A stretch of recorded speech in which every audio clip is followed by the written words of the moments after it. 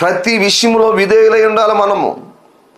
ప్రతి విషయంలో మనము లోబడే వారంగా ఉండాలి, విధేయత గలవారముగా ఉండాలి ప్రతి విషయంలో. అవును కదా, కొన్నిసార్లు మనం కొన్ని విషయాల్లో కొన్ని మాటలు వింటాము, కొన్ని మాటలు వినము. దేవుడు మనతో మాట్లాడుతున్నప్పుడు కొన్ని చేస్తాము, కొన్ని చేయము. దేవుడు మనతో మాట్లాడుతున్నప్పుడు దైవ సేవకులు మనకు చెప్పినప్పుడు కొన్ని చేస్తాము, కొన్ని చేయము. పిల్లరా గమనించండి, అలాంటి వారంగా మనం ఉండకూడదురా. అన్ని విషయాల్లో విధేయత గలవారమై ఉండాలి మనము. వాక్యం వింటున్న సహోదరి సహోదరుడా, నీ జీవితంలో విధేయత కలిగి ఉన్నావా? ఇంతవరకు ఒకవేళ నువ్వు లోబడకుండా ఉన్నావా, విధేయత లేకుండా ఉన్నావా? ఆత్మదేవుడు ఇప్పుడు నీతో మాట్లాడుతున్నాడు. ఇదిగో నిన్ను హెచ్చరిస్తూ ఉంటున్నాడు.